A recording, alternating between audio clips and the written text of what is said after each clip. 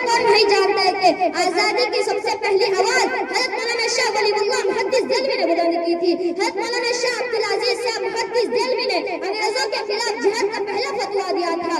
حضرت سید احمد شہید شاہ اسماعیل شہید رحمۃ اللہ علیہ نے بالا کوٹ کے میدان میں آزادی کے لیے سب سے پہلے اپنی گردن کو کٹائی تھی. سراج الدولہ نے 1757 عیسوی میں بنگال کی دھرتی پر خون کا پہلا نذرانہ پیش کیا تھا. حضرت ٹیپو سلطان شہید رحمۃ اللہ علیہ نے میسور کی سرزمین کو اپنے خون سے رنگین کیا تھا. حضرت شیخ الہند رحمۃ اللہ علیہ نے ریشم رومال کی تحریک چلائی تھی اور مالٹا کی جیل میں اپنے جسم کو سڑایا تھا.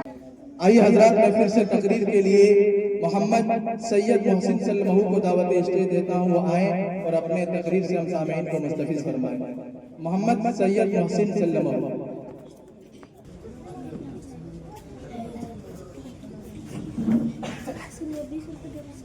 السلام علیکم ورحمۃ اللہ.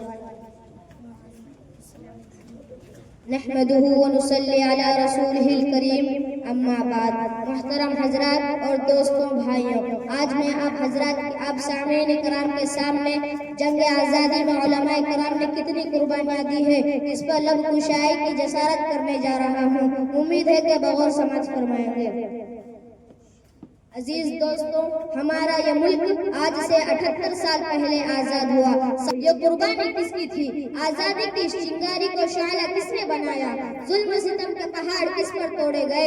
ان تمام سوالات کا جواب آپ تاریخ کے اولاد سے پوچھیں، وہ اولاد آپ کو جواب دیں گے. یہ آزادی کی ایسی حقیقت ہے جس کو کبھی پامال نہیں کیا جا سکتا. جیسے ہی جمعیت علماء ہند کے اکابرین میں سے حضرت مولانا مفتی کفایت اللہ صاحب، حضرت مولانا حسین احمد مدنی صاحب، حضرت مولانا ابو کلام آزاد صاحب، حضرت مولانا حفظ الرحمان سیوہروی صاحب اور دیگر علماء کرام نے جب محسوس کیا کہ اب ہمارا آزادی کا خواب بحکم خداوند پورا ہونے جا رہا ہے، انہی لمحوں میں برابر مہاتما گاندھی سے، موتی لال نہرو سے، جواہر لال نہرو سے یہ وعدہ لیتے چلتے تھے کہ ہمیں بتاؤ ملک آزاد ہوگا تو ملک کا دستور کیا بنے گا؟ کیا ملک ہندو راشٹر بنے گا یا ملک کا دستور سیکولر دستور بنے گا؟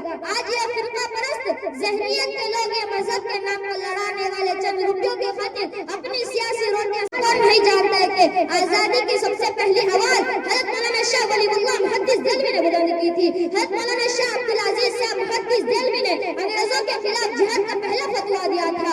حضرت سید احمد شہید شاہ اسماعیل شہید رحمۃ اللہ علیہ نے بالا کوٹ کے میدان میں آزادی کے لیے سب سے پہلے اپنی گردن کو کٹائی تھی. سراج الدولہ نے 1757 عیسوی میں بنگال کی دھرتی پر خون کا پہلا نذرانہ پیش کیا تھا. حضرت ٹیپو سلطان شہید رحمۃ اللہ علیہ نے میسور کی سرزمین کو اپنے خون سے رنگین کیا تھا. حضرت شیخ الہند رحمۃ اللہ علیہ نے ریشم رومال کی تحریک چلائی تھی اور مالٹا کی جیل میں اپنے جسم کو سڑایا تھا. ارے یہ مسلمان ہی تھے جنہوں نے اس ملک کو تاج محل دیا، قطب مینار دیا.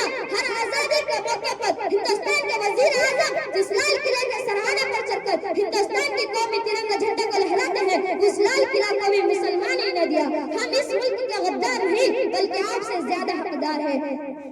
میں اپنی تقریر ختم کرنے سے پہلے ایک شعر گنگنانا چاہتا ہوں، سماعت فرمائیے. وطن پر جان اٹھانے کا جب بھی وقت آیا ہے، وطن پر جان اٹھانے کا جب بھی وقت آیا ہے، سب سے پہلے آگے بڑھ کر مسلمان آیا ہے. مت دیکھو شکی نگاہوں سے مسلمانوں کو، مت دیکھو شکی نگاہوں سے مسلمانوں کو، جتنا اس ملک پر تمہارا پسینہ بہا اس سے زیادہ ہم نے اپنا خون بہایا ہے. وآخر دعوانا ان الحمدللہ. ماشاءاللہ، بہت خوب. یہ تھے سید محسن سلمہ جو اپنے تقریر سے ہم سامعین کو مستفیض فرما رہے تھے.